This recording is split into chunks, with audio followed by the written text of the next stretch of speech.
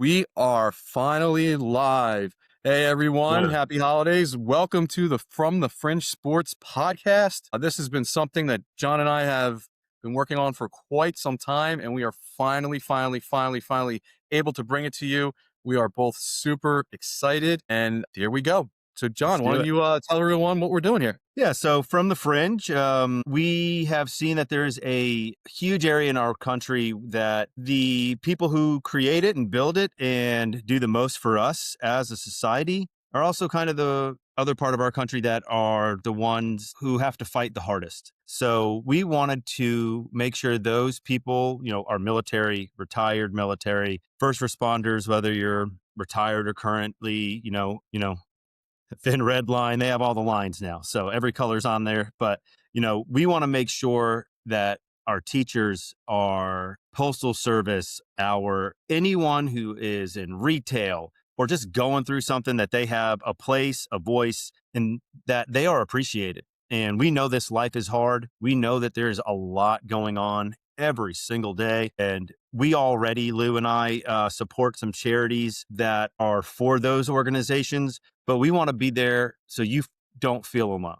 We want to make sure you are aware that there is a place. If you want to stay in, wow, this word is killing me here. If you want to stay anonymous and want to go to our website and ask a question, we will do everything we can to bring someone on to talk to that and give you support. And we just want to be a place that you feel safe, heard, and appreciated, because you are. You're not alone, and we're doing this for you. Yeah, we want to give people the message that you're not alone, no matter what you're going through. Life is hard, right? And this is a different kind of podcast. I know there's a lot of different sports themed podcasts, and we are going to cover sports. Obviously, From the Fringe is a golf term. The people that we've met that you'll see on the show, a lot of them we've met through the game of golf, but it's just to let people know you're not alone. Life is hard, and let's get through it, and let's get through it together.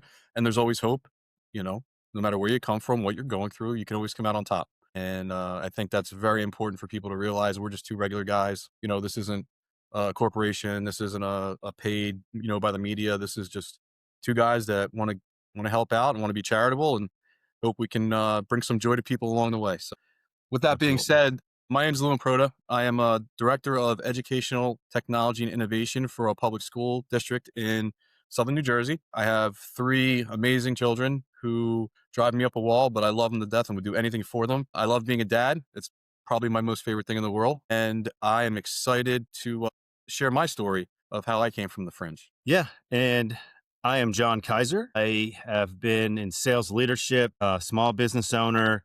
I'm also a parent. I have two amazing children, an amazing wife, and I too come from a upbringing where golf was not a part of the picture, wasn't even on the cliff notes. So everybody in life, when you play golf, you have to, before you get to the green, you have to get through the fringe. You have to whether you get there, you fly it there, you'd scull it there, however you get there. Just like life, you have to fight to get to the end goal, which is, getting the ball in the hole. So we're excited to let you guys know more about us and be able to know more about you, in hopes that we can form a community of people that is there to support each other, not take each other down. We have enough of that. Like Lou said, we're just two guys. We're two dads. We're going to talk about our feelings. We're going to talk about things that are awkward for men. We're going to talk about any and everything that you want to hear. And if we get enough women followers, maybe our wives will join us. But until then, my wife has said no. So another part of these conversations will be our guests. Some of our guests you will be very well and very popularly known, and some won't. And that's actually by design. We don't want it to be solely about celebrities or people from sports, because we know that some of these people and they want to be a part of this, but we also want it to be about the small business owner and the struggles they're going through, just like a lot of other small businesses. We want it to be about, the first responders and the things they are going through, the military, the retired military. In my area in Georgia, over 50% of our area is built up of military. So I hope to have a lot of them join us and go over some of the things that they are going through. I know one of our friends, Lou, Zach, is going to join us at some point. We do have a guest today. I know when you and I think about From the Fringe, and coming to maybe not thinking your life is going to go the way you want it to, you and I were kind of unanimous. Like this is our first guest. Like this guy has turned his life around through the game of golf, and there's no one I you wanted to have on here more than him. And I believe he's waiting. He's in the waiting room. Yeah. So without further ado, let's bring on our first guest. Some of you are going to know him, some of you won't, but it's going to be a very, very interesting story that he has. Almost John and I didn't believe it when we first heard his story, but we are excited to introduce our good friend from Southwest Florida, Surprise. Alec Streczywilk. What's going on, Alec? Hello, Alec Streczywilk, aka Slingy Strez, as John likes to call me. Yeah, no, he don't.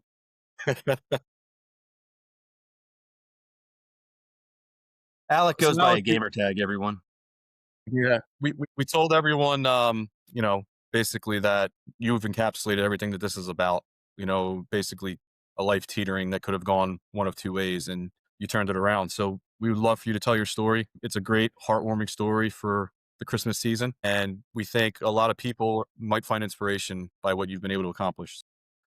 Take it away. Tell us all about Alec from Oil Yeah, City. teetering is definitely, teetering is a good way of putting it because I've been both sides. Growing up, I didn't always, well, like John said, I never had golf in the cards. I never had golf in the cards. My school had a golf team with one kid on it, so golf was never it for me, or as I thought. And growing up in a small town, Oil City, Pennsylvania, I always tell people, they're like, "Where are you from? Pittsburgh or Erie?" I'm like, "Neither."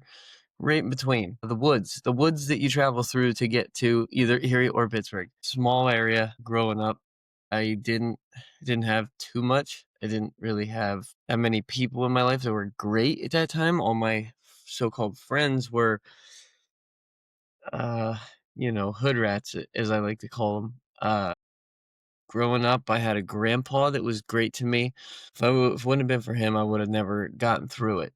And then I had a kid at a very young age, about 18, 19, with Ariel, and then that kind of lit a spark into me to do something. Then I had to get a job like most adults do. Got a job, and at this job, I had a couple buddies that were there asked me if I wanted to play in a golf tournament, and I ain't never played golf in my life, so I'm like, "No, you're not gonna catch me on a golf course, man, not a chance." Not a chance. And these guys are like, come on, do it, try it." Somehow they ended up talking me into it, and I go out there, and I don't have golf clubs, so they tell me, "Well, we'll provide some for you. Just come, have a good time." And I'm thankful they did because this moment is what changed my life for forever to come.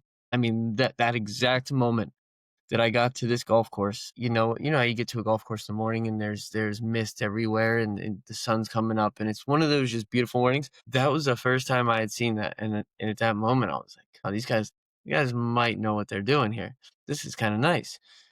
Back at that time, those mornings, Saturday, Sunday, were just days that I just didn't have to wake up at 3 o'clock in the morning and go put pop on the shelves. So this was something different for me, getting up, going early, meeting these guys that I kind of barely knew. And they handed me a 4-iron, a pitching wedge, and a putter. And for me at that time, I'm like, "Oh, great. I have every golf club I need. Yes, great. Sure. I'm going to give this a go." Got a full bag. Yeah, great. This is great. I'm gonna give this a real try here. I go out and I'm like watching these guys. These guys are really not athletic. And I'm like, this is gonna be easy. This game's gonna be real easy. No. I found out the hard way teeing off with a 4-iron every hole, never playing the game before is not something easily done. It can be done now. Yeah. Probably not then. Yeah. So I kept going. I loved it. I asked they let me keep the 4-iron, pitching wedge and putter. And that was kind of at the end of summer, and in Pennsylvania, we don't have all year round golf. So I just kind of had got a couple months with a 4-iron, pitching wedge and putter, and most of that was pitching wedge in the backyard for me. That's just just to practice hitting the ball. And then the next year come around and I was like, I'm going to get a full set. I had watched videos, YouTube, everything that everybody does, Rick Shields, everything. I did the whole deep dive. And so I ended up getting myself a set of golf clubs and fell in love with it. And then at that point, I just took off. That next summer, I was playing every chance I get. I don't think I ever took a lazy Saturday or Sunday ever again. Between practicing in the yard, going to the local course, and every course where I'm from is public. And it's about $13, and that gets you 18 holes in a golf cart. And that's what I did. Fell in love with it.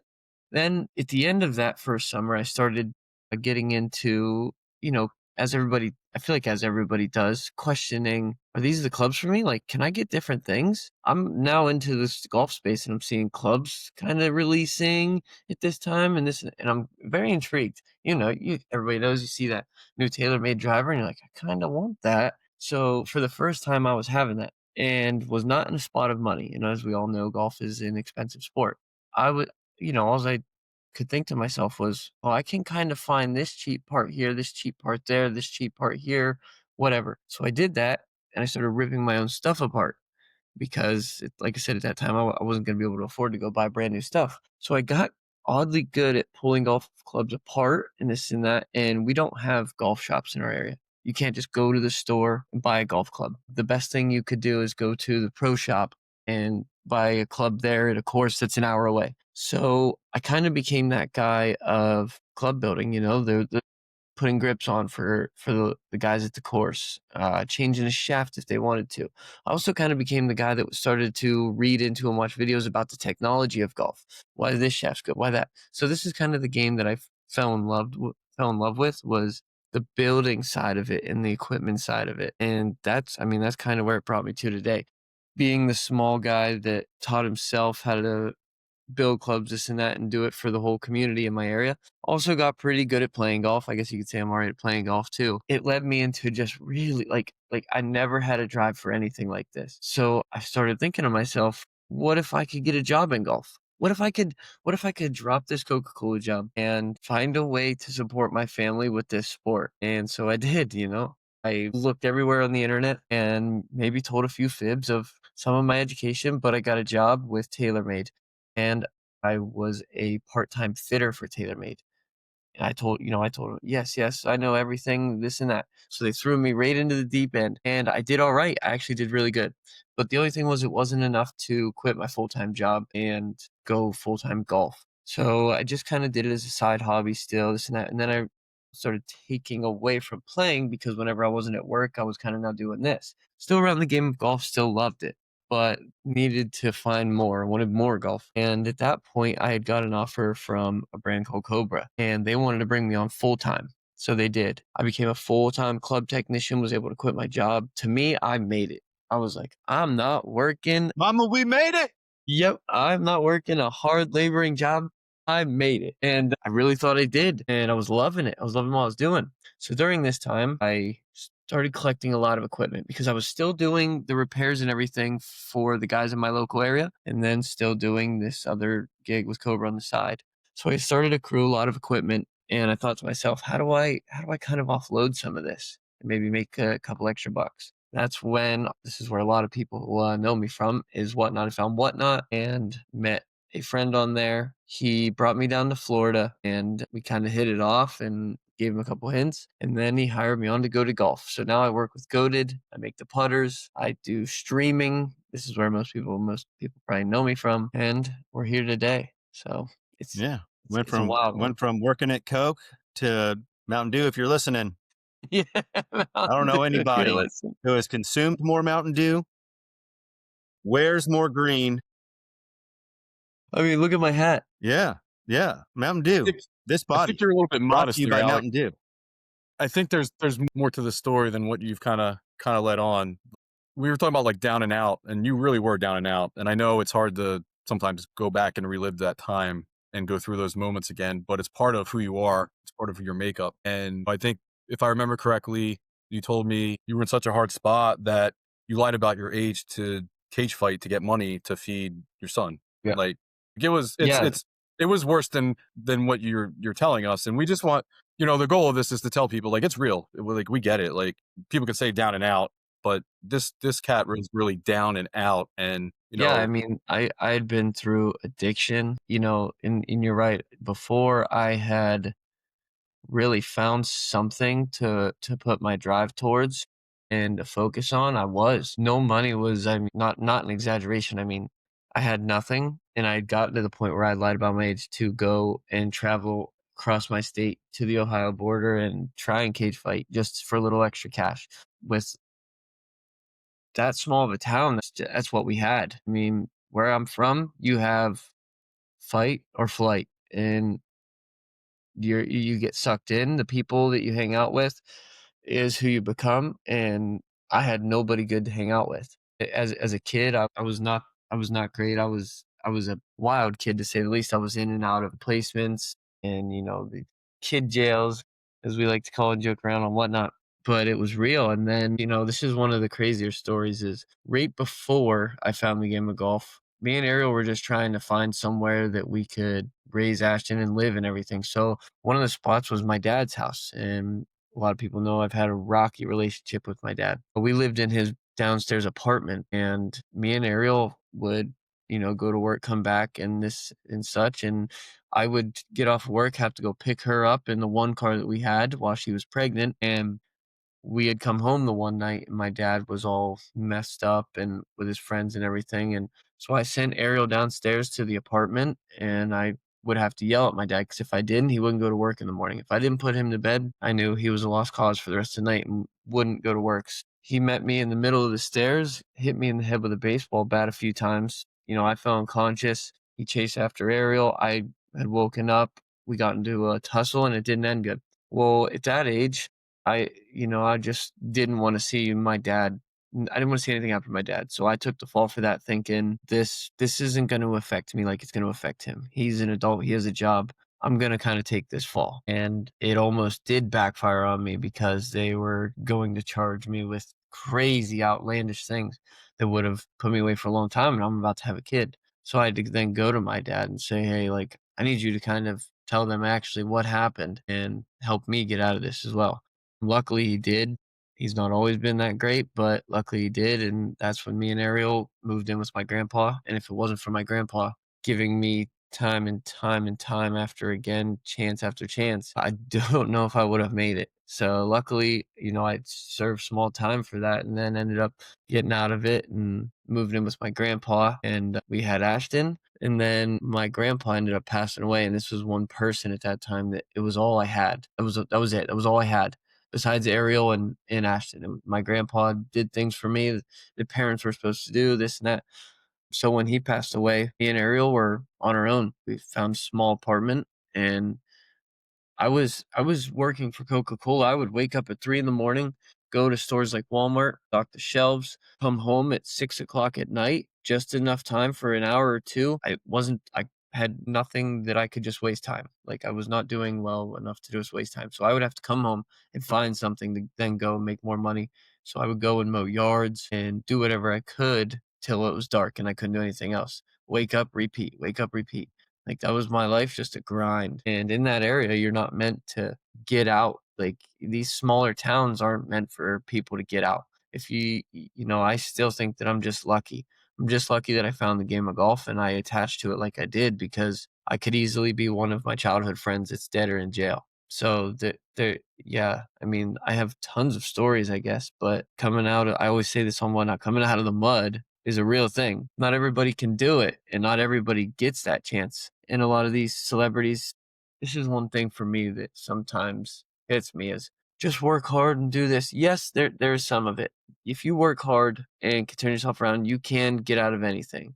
But sometimes it's not that easy. Sometimes you do need that lucky break. Sometimes you absolutely. need somebody to show you or something to drop into your lap. And as much as some people might say I did work hard to get out of it, I also kind of got lucky and had the game of golf fall into my lap. Yeah, I've had some tough times getting to Do where I'm you at now. still have that putter, pitching wedge, and forearm? I don't. I actually don't. I think it was probably sold on one of my first Whatnot shows. I mean, I'm sure, obviously, knowing you and the story, and obviously needing the money and, kind of the jumping from place to place and all that. I imagined, but obviously now it's like, it'd be really cool to have those. Right, it would be. You should So try I to do find, I mean, obviously you won't find the exact ones, but it would be cool to right, find like those models and, that would be cool. I do have the kind of hang first them up. putter I ever built. Yeah. Once I got into building and putters and stuff like that, the first thing I spent my money on whenever I saved it up, because like I said, whenever I first got into golf, I still didn't have money. I didn't have the stuff. One thing that my favorite club was wedges and putters. I love short game. Short game is my thing. I mean, 60 degree is still my favorite club this day besides the putter. But the first club that I saved my money up for was the first club was a Cleveland RTX4 wedge. My first club ever was a 60 degree that I bought for myself, brand new, and I bought it off Amazon. Like, I haven't looked back at some of these times in a long time. I'm sitting here now thinking, I didn't even know where to buy clubs. I searched new wedge on Amazon, Amazon. and this is just a couple years ago. I mean, this is four years ago. The fact that I can be a provider for people now for golf clubs is crazy. And before, I didn't even know what to look up. I just typed in new wedge on Amazon, and so then after that, Luke, I started saving up. could you imagine asking Alec now about a golf club and his answer being, well, did you Amazon it? I'm getting, you know, I'm really getting like Happy Gilmore vibes from Alec, like golf. Tight pants, fat ass, jacket. No, You don't got Prime? I don't want anything to do with that. And then look at him. Bro, it's crazy. I Look at you mean, now. like I said, we had a golf team at my school, but there was one kid on it, and basically he got to leave school early to go practice golf at the golf course. And we were like, that's kind of a dweeby sport. Why is he doing that? And he was actually part of our friend group, but still, we were like, why is he playing this weird like who golfs? So to think of it now, and it's just so weird. Actually, going back to kind of my childhood not being so good. This is a very, very funny and coincidental story. Whenever I was younger, I was about 16 years old. We were all, like I said, we were all pretty bad. But this is one of the bad and coincidentally weird cases. We had a local golf course, and as kids, we thought it would be fun to go ride the golf carts at night. I didn't know anything about golf. I didn't know that you weren't supposed to rip up the fairways or step on the greens or anything. So we took a couple of golf carts for a ride. Also, one of my buddy's grandparents owned the golf course. So we were like, we know where the keys are. Let's go. We ended up driving around 16 golf carts and taking them places and wrecking them and ripping stuff up. So I got Every a golf total course is a ban. nightmare. Yeah, I got a total ban from my only local golf course. At the time, I was like, what? Well, golf anyways. So then later on, a couple years later, I get into golf and somebody goes, there's a scramble over at Lucky Hills. Fabulous. Not allowed there. Sorry. Can't do it. They're like, no, they'll forget about it. You're fine. Luckily, I got through. They didn't mind everything. Is that and then the funny part is later I told you I became kind of the club guy for my local area, building this and that. I ended up going to Lucky Hills and telling them, hey, like if you guys need somebody that can do clubs for you guys, boom. They ended up working with me and kind of gave me almost, free golf for life because I was able to help them and help their customers and stuff. And it's a crazy turnaround. It's a really crazy turnaround. Yeah. It's, Golf's certainly the great equalizer, right? Once you can Yeah. get all it's not a rich people. Well, it is a rich people sport because it's expensive. But once you get a cheap set of clubs and the bug gets you. John and I talked Yeah. about it in Yeah. our in the clips we did for putting, that the podcast was coming. Once you get clubs in your hand, and basically what you said, it's a game changer. Like you just like, wow. Just so everybody knows, Alex about 6'3", Yeah. big dude, 6'3", 210. 6'3", 210 as he likes to call himself, and he makes golf look effortless. It's pretty amazing to watch him in real time around the greens, and he's not kidding when he says his short game's amazing. He puts the ball exactly where he wants it. I can't even get the ball to stay on the tee half the time. And he puts the ball exactly where he wants it. Playing with him is fun. We just did an event a few months ago, and I don't think I laughed that hard in a long time when it was just nice. That was a good time. Go out and have fun. And I just wish everybody would give the game a chance, you know, Yeah. more than once. Like go It's try to growing. experience it. It's getting bigger, and that's awesome for me. I love it. Any person that I can, I point towards golf. I mean, for real, it changed my life. It changed my life. I went from being a nobody, troublemaker, not looked at so great person in my community to living in Southwest Florida. And I know that doesn't sound crazy to some people, but that's crazy to me. It's so crazy to me because I never left. I never left my small area. I never left. I never did anything. People make fun of me down here because whenever I first came down here, I was 26 or 25 till the first time I ate Chipotle. The only thing we had in my area was McDonald's, a Sheetz, and Country Fair. That's it. Golf And now Sheets is has a me gas and my station family too, here. isn't it? Yeah, Sheetz is a gas Yeah. station too. The best at gas station. Though that is one thing I miss. I miss Sheetz. It was It's like great. for the rest of the world, it's like a Wawa Yes, yeah, and it's a golf. a smaller version of Bucky's. Yes, yeah. Bucky's is overrated. I live in Wawa country, and I'll tell you, Sheets blows it out of the water. Sheets blows it out of the water. Wait, you don't have Sheets where you live? Me No either. way. I only know where they What? are because Veronica's family's from PA. So Yeah, I go to the one when we go to the Poconos. We stop at the one, and there's like a liquor store. It's the cleanest bathrooms I've ever seen in my life. Deli counter. I mean, you could get whatever you want. You know, it's unbelievable. Yeah, it blows It's Wawa away. Sheets is the best. So, like Lou and I were saying before you came on, we didn't really believe some of the stories. We're like, this might be an embellishment. This might be an embellishment. And I really realized it wasn't when we played together in that first Ryder Cup style tournament. And it was you and Jace against me and George. And Jace pulled me aside and said, "Thank you." And I was like, "You're welcome. I'm glad you got to meet me today." And he said, "What?"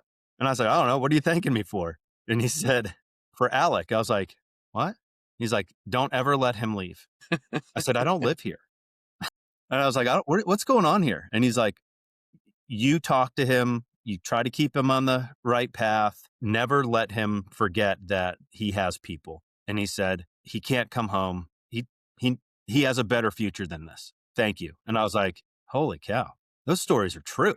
And I was like, "Man." And I'm not, obviously wasn't saying you were a liar because I come from some similar things, but it really hits home when someone you've just met for an hour, like you guys have talked about golf the entire time, and all of a sudden it's a very different conversation, Yeah, yeah. but at the same time, that's how you know he's a real friend. Like Yep. Jace is a good buddy, and he knows Jace watched me. Jace is partly the reason I got into golf. He's one of those guys that took me to the course and gave me some clubs. But Jace was kind of a buddy that at a young age, he's kind of been through a lot of it with me. At a young age, Jace is a lot older than me. So I was kind of really good at basketball, but I was a bad kid and I didn't have anybody to take me to basketball practice. Like where I'm from, it's not just like walking distance, like it's a long haul. So I was this really good basketball player that was always in trouble and didn't even have a ride to practices. So Jace would come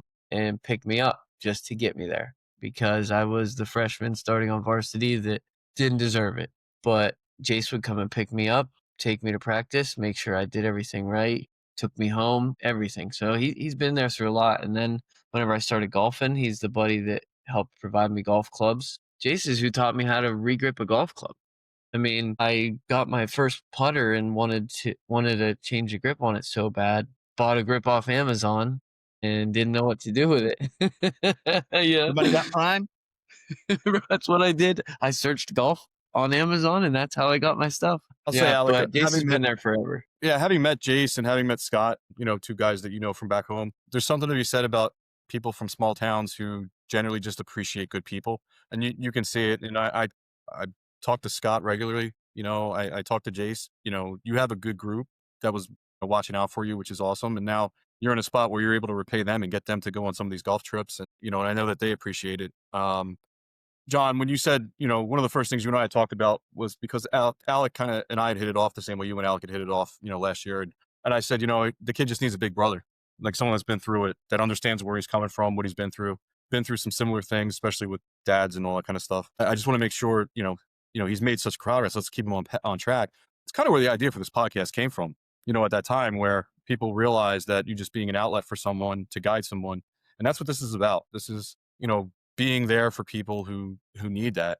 Alec, this may get people to follow you on your socials, which is listed there, and say, "Wow, I went through something similar. How'd you deal with this?" Or, "Now I'm doing this. I'm like you. I'm a success." So, don't not think your story can't help somebody else, which I think to you is a great compliment. If your story can help somebody, at the end, I'm going to touch on the addiction piece because that's something that's crushing our country. So providing that resource for people who might be dealing with some kind of addiction and giving you that nationwide hotline for substance abuse, I think that's important too. And that's the goal of this. We just want people to get the help they need, realize they're not alone. And you are one of those success stories. And you're somebody that when I see people going through stuff, I'll mention some part of your story, and I don't go into depth because, but I'll just say, there's an opportunity for everyone to turn your life around. You need those breaks. We've all gotten them.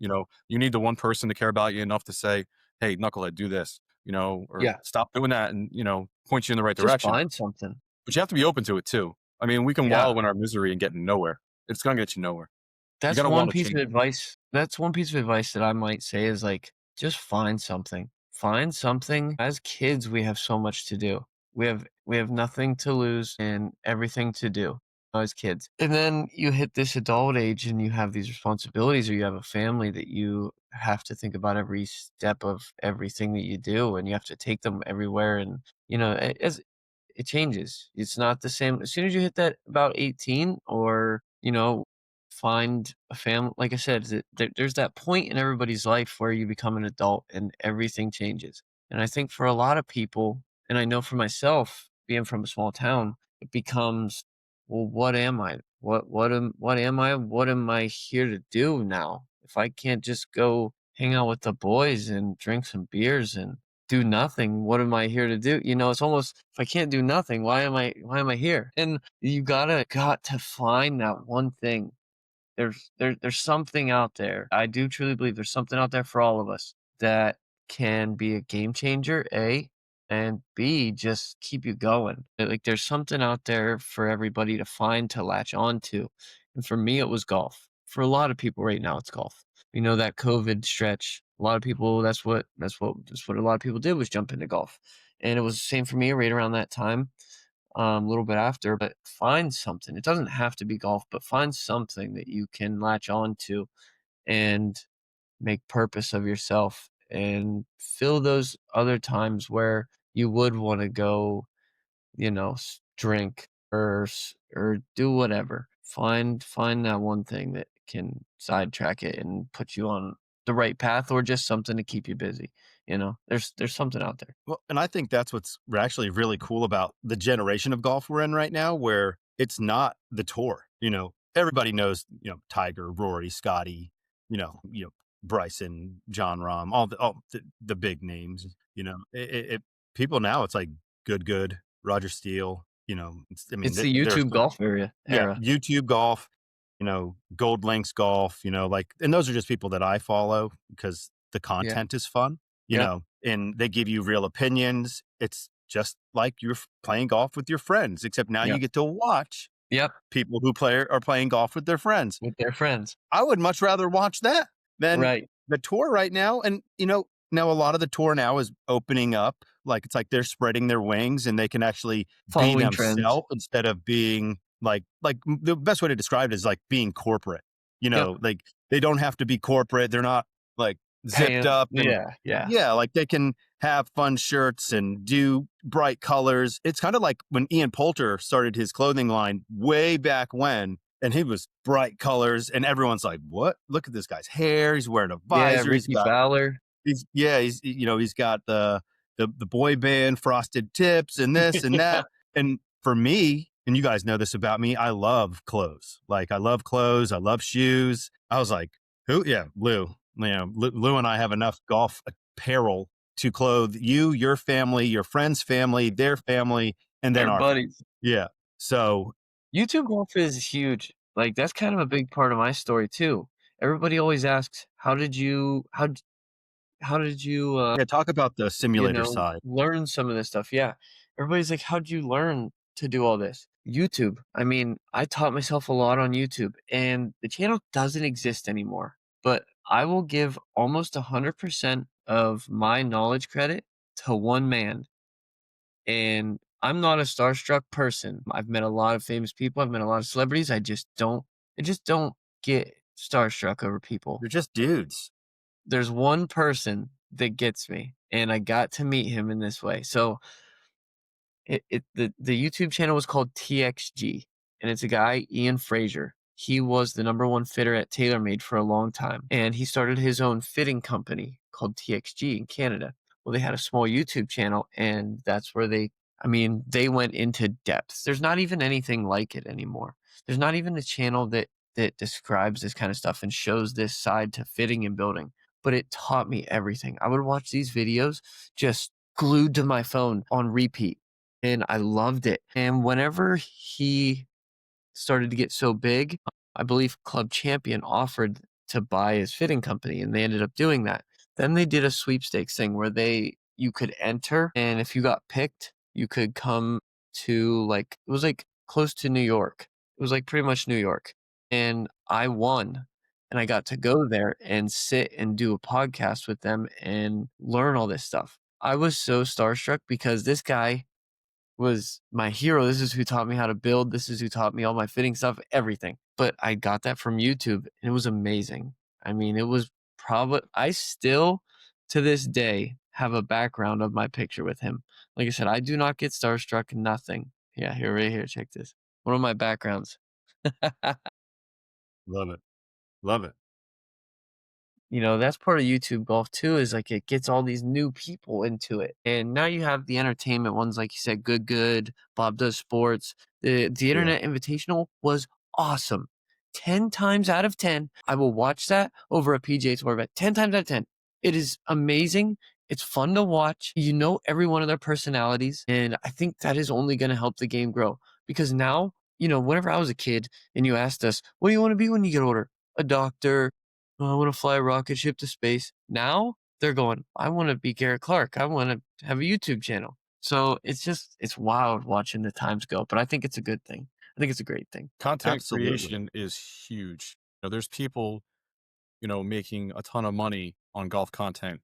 A friend of mine's daughter, the golf channel picked her up. She was doing content, and she's Yeah. living the great life, interviewing the players, and it's really, really cool. Look at what Paige has built. And we got for everything Paige is, you have to give her credit. She was before her Yeah. time. She saw Yep. this bubble, and she's capitalized on it, and she's making money hand over fist doing something that she loves. Yep. I mean, she's really, you got to give her credit. Like we talked about, Jake Paul the 100%. other day, and him realizing he could go make money for himself and build his brand. And yeah, so what? You maybe get punched in the face and broken jaw, but you're multi-millionaire. Like when you find that thing that you talk about, it's there for you. I And I do think think that's you the would problem be, is people get scared to do it. yeah. Well, you can't be afraid. But You let's, can't be afraid. You got to be afraid to put yourself out there too. You have to. You have to Yeah. take that leap. That's part of my story. I told you I'd never left my small area. Never left it. Like I basically stayed in that area for 24 years. And whenever I got, to meet some of these people on Whatnot was not big at this time. But the people I met were Kevin and Jamie from Logie Joe's, and they brought me down to Florida. That was the first time I flew on a plane. That was really one of the first times that I left my state. Like it was wild, but I took, and then after that, I got the offer to come down here. That risk of just picking up my young family and moving it to Florida and going somewhere I don't know these people. I just met him one time where it was the first time I flew out of my state to go golf. I never thought that I would be the person to take that kind of a risk. Don't know why I did. I'm glad I did. Absolutely. I mean, I'm blessed that I did that. But sometimes you have to take that. I know that's so cliche, and I hate when people are like this, but you have to have that one point also where you just do it. You just do it. You do it or you don't, and you accept whatever you are doing. But sometimes you gotta just take the leap of faith and do something crazy. I yeah, picked life's my too short family to up be and unhappy. moved them to Florida. Tomorrow's not guaranteed. Be happy. Like find that thing that makes you happy. And I think, John, we have to touch on the fact that we almost lost Alec this year.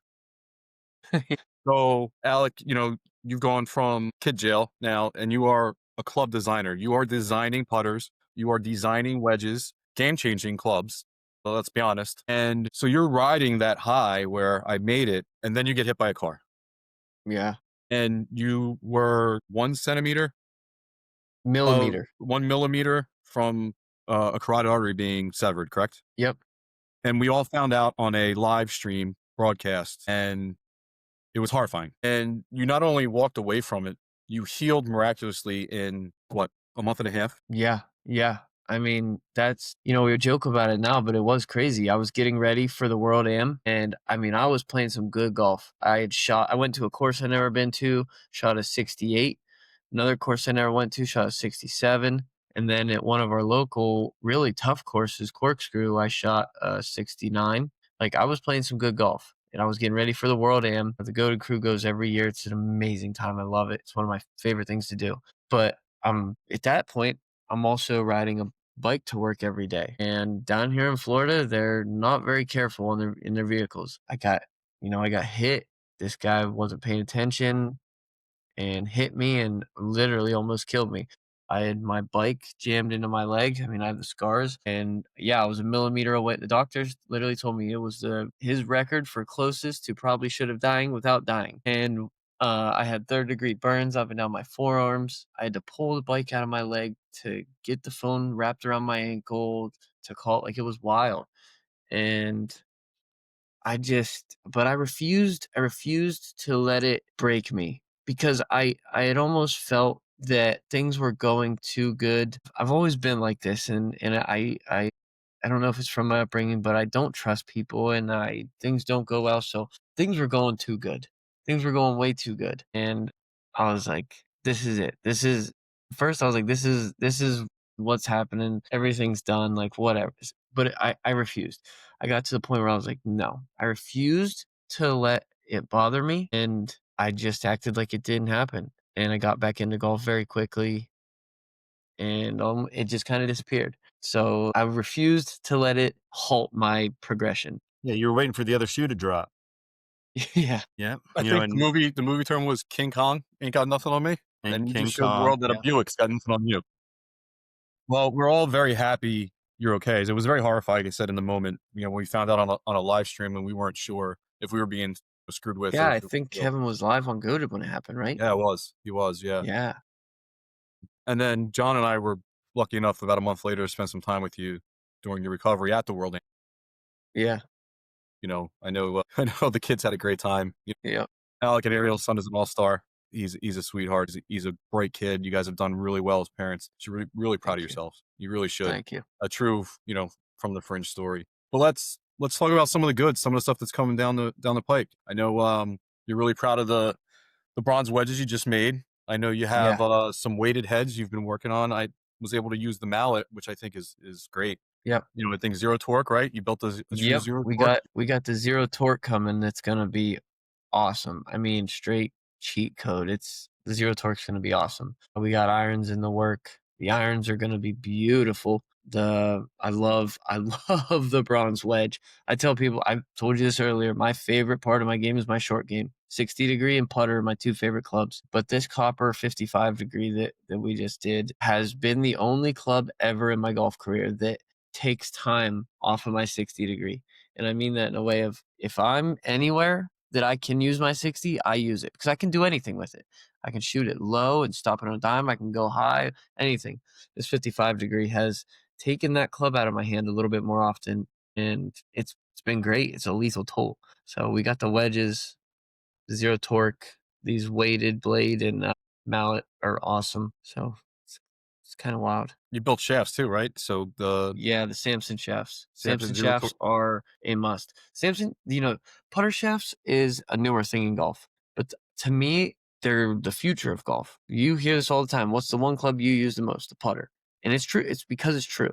The putter is an important piece of this game. It is probably the most important piece of this game. I mean, it would probably be the last club I would take out of my bag if I had to take one out. And you need to prepare that club just like you do any other club.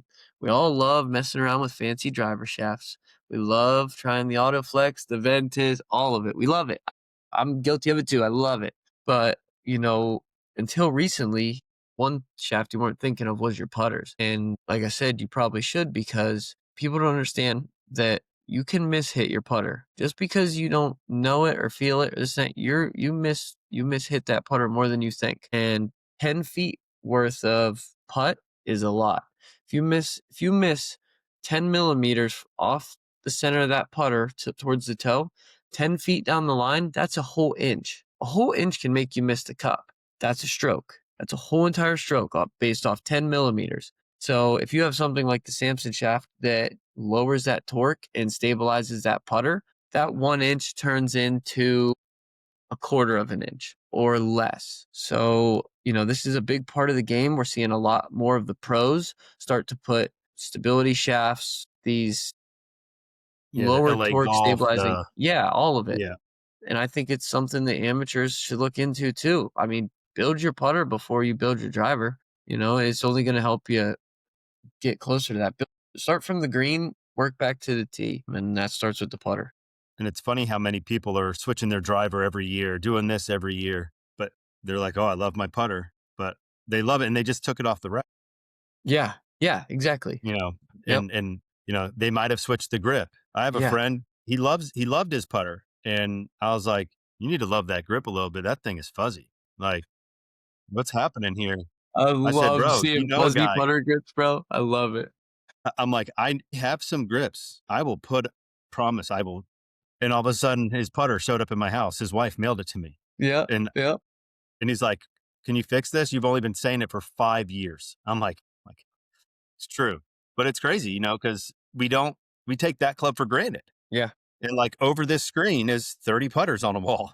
Like, yeah, yep, we take it for granted. And, yep, and I know this group is guilty of it because will switch out putters and wedges and yep, drivers and shaft and this shaft, yep, that shaft. yep. I'm not good enough to be doing that. I should stop doing that. What was the first putter you ever owned? Me? Yeah. First putter I ever bought for myself was the TaylorMade Spider, but it was like, what did they call it? It was like the tarantula. It was the wider head. The Was it yeah, called? the It like was, the original spider, yeah, like the yeah, Daytona looking thing. Yeah. yeah, yes. It had like the wider, like now the weights have been kind of smushed in. Yeah, It yeah, was like the wider, like it'd been yeah, flattened. That was the yeah. first one. And then I went from that to the white spider to the Tor Tour. black spider. Yeah, yeah, yeah. Yeah. So, now, Lou, what about you? First putter? So I was given my grandfather's Jack Nicholas, was it McGregor at the time in the 80s? yeah, Was it? Yep. yep. And then I had a Ping answer that Yeah. was used that I bought on eBay. Yeah. And then Not Amazon. He no, did not have Prime. well that's the 10-year age difference there, Alec. And then when I got a big boy job and got the money, I went to Dick's and I played around and I bought an Odyssey mallet, and Okay. um I upgraded that after about 2 years to the it was a 2 ball, Odyssey 2 ball with the Stroke Lab Okay. shaft. That's an OG. Yeah. And then I got on the Scotty craze because I started playing more and I started playing with guys that were using Scotties, and I was like, well, I guess I gotta have a Scotty. So I had a Newport Yeah. 2.5 plus. It was like my first big putter purchase, Yeah, that was more than the 200 bucks. putter is usually, I mean, for me, the putter was the first big purchase for me. Like I said, my first club I bought was an RTX 4 Cleveland wedge, 60 degree. But my first big purchase after the RTX 4 60 degree, my first big purchase was a putter. Then I saved up for this putter, and it was the Toulon Chicago because I'm a blade guy and I liked the little bit wider blades. But at that time, I knew I needed something a little closer to face balance. And the Toulon Chicago is double bend shaft, closer to face balance type putter. So I kind of could have the best of the both for me, the blade with the close to face balance. And that was also the first putter I ever built. I knew early into golf, like I said, I was obsessed and got hardcore into the equipment. So I got into the putter shafts early. First putter I ever built was the Toulon Chicago, but at that time I didn't know as much as I know now, obviously, and I didn't know how to put the stability shaft over a double bend because it's just different. So, and I wanted I wanted a white shaft and a black bottom. So I then realized I had to spend more money to send my Toulon Chicago into Toulon to get a black double bend shaft on it. So I sent it in, spent $50, felt like a whole paycheck to me at that time. Got it back, and I was finally ready. I knew I had one shot and I couldn't mess it up. I measured a piece of tape at 8 inches, measured it, put it up the double bend shaft, cut it. I go to stick the shaft on and it doesn't fit. And I'm like, Oh, I just no. cut my putter in half and it doesn't work. I ended up filing it down and just making it work. And I still have this putter to this day. And it is probably one of the only pieces of golf equipment that will never leave my possession. That thing will be buried with me. First putter built. Good. That's why, that's why I asked if you had the other ones, because, they're part of that story of, Yep. getting you from the fringe into, where you are today. And, I told you as one of actually our first ever conversation, I told you at the end of the conversation, I said, look, man, I will always give it to you straight. You might not like what I have to say, but I will never lie to you. And I will Yep. always give it to you straight. Still to this day, that holds Still true. to this day. I'm just not the type of person that's going to sugarcoat things, because I'm not here to let you think one thing and it be something else, because that's just not who I am. I've never been that person. I don't ever want to be that person. But as a kid, it got me in a lot of trouble. I remember I'll never forget this. It's like a core memory. I'm trying to hide the pink referrals in my pocket because I was walking out of the dean's office, and my girlfriend at the time just happened to be walking by, and I'm like, and she's like, what are you doing? I was like, oh, I was looking for you in there. And she just patted my pocket and just pulled out. It was like a bouquet of, you're in trouble.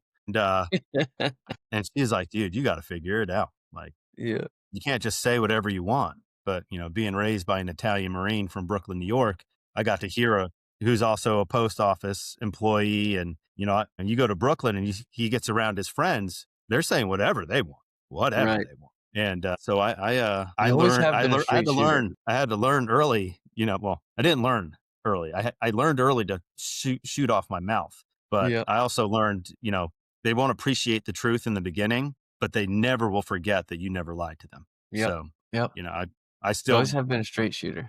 still vow today, to this day, and tomorrow and the next day, I will never lie to you. And Lou either. Our text thread yesterday had some of that in there, but it's I'm happy we got to do this first show, and like I said, Lou and I, it was unanimous that you would be the first I love guest, it. just because Yeah. you know Anytime. I will come on anytime. you know Us 3 have some of the best FaceTimes, you know? We'll hop on a three-way FaceTime and get wild. It's uh pretty no wild, comment. just for the general public to know. Like, we're not sugarcoating his savantness when it comes to golf clubs. Like, it's mind blowing that this kid who had nothing and every reason to give up on life and just be nothing has not only survived, is now designing clubs, but he looked at both my swing and John's swing and gave us a shaft or an alignment recommendation that changed everything once, just by seeing us once. So he knows what he's doing. So if he's selling you equipment, trust that you're getting the right stuff. If he's making a suggestion in your game, trust that he's telling you the right thing. And to be not to brag on your behalf, Alec, but he beat Adam Sandler in a I did. simulator tournament. And not only I Adam did. Sandler, did you beat Grant Grant Horvat too? Horvat. I beat Grant Horvat. You beat I've everybody but DeChambeau, right? You lost in the finals to DeChambeau? Yeah, DeChambeau put the That's whooping As on you me. should have. as you should have. Yeah. True. Yeah, he put the whooping to me. Like, do you know golf? Yeah, I lost to DeChambeau in the Sim Championships. Yeah, I know golf. A little bit. I loved it, dude. I miss the SGT tour. I mean, that's another thing. We just got the clubhouse open. I'm so excited for some of this content too that I'm going to be able to do, because, like I was just saying, nobody does this real informational content anymore, and I think that I can start to bring that back. On Instagram, I already have one of my first series planned out. I want to do a golf ball bracket style tournament with a wedge. I want to do a bracket style tournament with a 7-iron and then a driver. First one will be a wedge, and I'm going to take one of every golf ball, and I'm going to, seed them what I think is correct. Pro V1 being number 1, Pro V1X probably being somewhere in there. Seed these correctly, place them on a bracket, and do a wedge ball bracket and see who comes out on top. It's not Like a to real life everybody. version of My Golf Spies robot. Yeah, a real Yeah. life version of it. Like, people want, in my opinion, people want to know these things. And it needs to be for the amateur golfer. Everybody talks about tour this, these guys on tour use this, these guys on tour use this. We're not on tour. Okay. I don't, I have helped people on tour, but I love helping the small guy, the amateur, get better. It is one of my favorite things. It is what fueled my passion for golf, was helping the people in my area get better. I helped one of my buddies go from probably a 20, 25 handicap down to 5 or below. And it was the most satisfying thing. So if I can on Instagram bring some content for equipment awareness, what's best for you, not what's best for Bryson DeChambeau, because that's not is what best for you. I want to show numbers and data, and in a fun way too. Make it fun, not just hopping on this bandwagon of going out golfing with the buddies, which is cool still. Like we were talking about, I love watching it. I want to show data, and I want to show. I don't want to tell you what's good for you. I also, for the masses, I want to show it to them and let them then pick, and hopefully give them good enough information that they can make a solid pick on what they want to use, why they want to use it. Yeah. And I know Lou and I, like Lou has his home sim. I just had knee surgery, so I have a couple of weeks before I can make a full swing, but I will be building mine out back here very, very soon. I know we're going to get GS Pro so we can do some of this stuff. And I know Lou and I want to do some of that stuff on here, because let's be honest, as fun as it is playing with your buddies, there's one thing we all want: to beat our buddies. Yes. And yeah, playing with them is fun. Paying them at the end of the day, not fun. Yeah. So, I love it. I look forward to that. It's going against myself, right? So yeah, we Yeah. we play matches and we play in leagues and all that stuff, and it's fun. And when you beat people that are better than you, it's really fun. I really enjoy that. But that's what the handicap's for. That's yeah. what the whole thing is for. If you're a 30 handicap, good. Make Yeah. a gin. Yep. Yep. Yeah. Get a gin. Have your handicap. One of my best friends, he told me a long time ago, if you're going to blow up. Your handicap will appreciate it. But it makes your handicap real. It's those times when you have a bad day versus when you have your best round. Everyone thinks, oh, I'm a 5 handicap. That means I shoot 77. That gin has created your 8 best rounds out of 20. You only play your handicap about 25% of the time, unless you're like Alec, who is around par. Mr. Like, Parr. That's what the handicap is for. It's to make those matches even. And I understand better players hate the handicap system to the point because they lose to much worse golfers. But when you are playing at your skill level, you're supposed to play that good. Yeah. So if you don't have that dog in you to fight, like Lou says, you're not playing your buddy. You're playing the course. Playing the course, playing yourself. You can't be Playing a blow yourself. up. Yeah. Yeah. I don't want to you go can out there blow and up on a blow hole. somebody out. Yeah. This is where I do appreciate the handicap, is I don't want to go out there and blow somebody out. If I'm playing a 15, 20 handicapper, that's no fun to go out and beat up on them. That handicap, now, is it frustrating sometimes? Yeah, because I got to play good golf, but I'm expected to play good golf. If I'm going to claim that I'm a round scratch golfer, I better be playing good golf. So, those strokes that higher handicaps get is to challenge me to be at the level I'm supposed to be. And if it wasn't for the handicap, this would which in golf has its side of just going out and having fun, of course, but in competition wouldn't be competition. So correct. Got to appreciate the handicap. It can be demoralizing for somebody to go out there, and if they're playing, like if they're a 15 or a 16 handicap and they're playing you straight up, they may quit the game, right? It could be that bad for them. But when you're on the other side of that and the handicaps are involved, and you're playing as in a 9 hole, if you're playing as a 7 and there's a guy that's a 0 and you beat him, feels good. You think you're sandbagging, but you just happen to have a good day, where and that's where it's all mental. You have to be strong mentally. I've gotten stronger, and I think it affects you through your life. When certain things come up in your life, like for you got hit by a car. If you weren't strong mentally, and that could have gone a different way. So I think the game helps you, get that mental toughness to get you through those things in life. And then when you get on the course, it's just yourself. I mean, it's the course and it's the guys and whatever, but at the end of the day, if you can focus on yourself and know that you have how to hit a shot, right? Because that's key. You don't just go up there and hit a ball. You have to know how to hit a shot. If you can play your game and stay true to your game and swing your swing, as I talked about in the clip that we dropped, you're going to have a lot of fun. and you're going to make some players upset. And if you're a gambler, you're going to win some money. Yeah. But it can be a We all family have that game. one shot that brings us back too, like, Oh, yeah. Oh, yeah. no matter how bad of a day you had a shot in there that felt pretty good, We all And hopefully it have that wasn't the one first shot on shot. the first hole, but yeah. Yeah.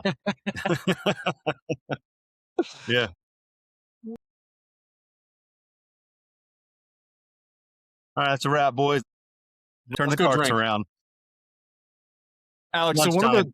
one of the as I was getting into golf again as I was getting older, there's different points of view in golf. Obviously, like people believe you should be fit. People believe you don't need to be fit. You need to take lessons and then get fit. I've done both, and I was lucky enough to have. I hope to have him on the podcast at some point. The person I took lessons with was phenomenal, and then I got fit, and the fitter I got was great. And I think going to fittings could be like buying a used car, because you got a Yeah. guy in there that just wants to sell you a $2,000 iron set, or you got the guy in there that's gonna, has the experience and has the resume that's really gonna help you. And I was lucky enough, the guy had a resume, and he's like, I just want to help you, and if you don't buy these irons today, I don't care. And that's where I made my iron shaft switch based off his recommendations. I didn't have to buy new irons; I just bought new shafts, and I'm able to do that stuff myself. I build a lot of my own irons and things like that. So, what are your thoughts on that? I mean, would you say with Fitting someone who wants to get into is golf, would you take lessons first and then, buy a cheap set, just go knock it around and then go from if you're there? starting out, I mean, there's two sides to this. There's the side where you just started playing and you should take lessons first, because to you want to get to this point in your game where you're not still making those huge strides. We all started and had a point where we made huge strides in improvement. Huge strides in improvement and got better very quickly. Then we all have this point then where we plateau and our improvements are much smaller and babier steps.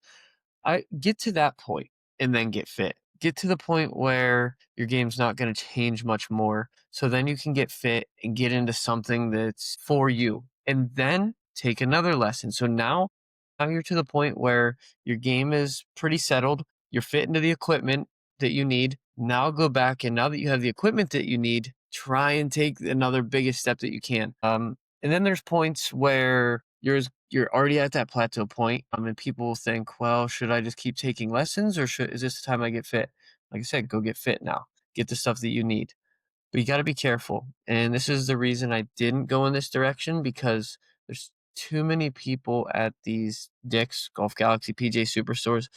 I don't want to say that they're not real fitters, but they're there to sell you, and they're there to sell stuff over the toply to you. Like, you got to be careful where you get fit and who you get fit by. Even a lot of these just specialty fitters like Club Champion are kind of going south in the way that they're pushed on money and sales. I will never be that. I will never be that. It goes against how I started and what I loved about golf. I want to see somebody get better.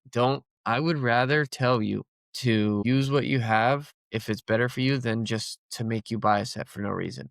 Like I just can't do it. Even now, this is something we kind of pride ourselves at Goated. Like, if you're working better with your putter right now, do I want you to try go to putter? Yes. But if you're working the best with your putter right now, I don't want you to change just because. Now, come to me and let me do my best to try and get you into something better, but don't go buy a $1,500 set of irons just because.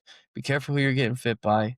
Do your research before you go somewhere, especially in all of our individual areas. There's got to be somebody around there that cares about your game and that can actually help your game. Don't just run to the nearest Dick's and get fit. Well, that's what's nice about this new world, where you don't have to, like, I'm sure you could fit somebody from Florida, lose in New Jersey, as long as you have a camera, you Yeah. can see it. Yeah. Obviously numbers and stuff, and that's what the sim's going to show and tell you. But I mean, that's what you did for me. You saw this, and I was 100% going this way. And you said, let's go this way. It's the same exact shaft. You're like, why do you want that one? I said, 'cause I like it. And you're like, what do you like about it? Yeah, I don't know. And you said, if you put them side by side, they're the exact same thing, just by two different manufacturers. They're Yeah. exactly the same. Yeah. And I was like, and then you said, and it's going to save you $500. He goes, it doesn't. And you said, it don't matter to me. Get the Right. other one. Right. Go ahead. It's the same thing. And I said, no, I'm getting the one you said. I want to keep my money. But it's just a testament to, because as soon as you said it, I was like, yeah, I know about that. I know he does that. He did that to me. And that's a testament to who Alec really is, right? Yeah. That he was taken advantage of and he had nothing and he doesn't want to do that to people. I'm glad you mentioned go to putters. So as we transition into our next show, we're going to go on a 2-week cycle. Alec, I know you're traveling, but if you're available, you want to jump on and hang out with Anytime, us. Yeah, you're more than anytime. welcome. I love getting on a three-way FaceTime and talking with you fellas. So one of the charities that I support is the RMV2 scholarship fund. Established in memory of my cousin who passed away tragically at the age of 30. And he was an excellent, excellent athlete, and he was an even better human. He was like an older brother, somebody I miss every day. Um, so to raise money for the charity, we normally do a golf tournament. This year we did a gala dinner. A lot of people that I've met through streaming and purchasing were graciously donated to the event. And it was great. And we wanted to build some putters for the golf tournament and give the public an opportunity to maybe get a go-to putter and one that was designed for Ricky. So right now, if you go to rmv2.org, if you make a donation of $25, you'll be entered into a raffle on the 4th, which would have been Ricky's birthday. And for an opportunity at a blade or mallet, go-to putter. And if you guys don't mind, I'd like to show it's a black and gold putter. It has our Very little nice. it has our logo. As with all goated putters, the stylized grip and the magnetic ball marker there with the little bulldog You and look a like touch. me. You look like me on stream. Yeah, Here, yeah. chat. Here, chat. It's Where's, chat. where's the lens? Where's the lens? Get the glare, not the light. So you can enter if you make two $25 donations, you get 2 spots in the raffle. So we're hoping that we can continue to fund these student athletes in his memory. It's been a major success so far. We're looking forward to having an even bigger golf tournament. Where I hope everybody can join.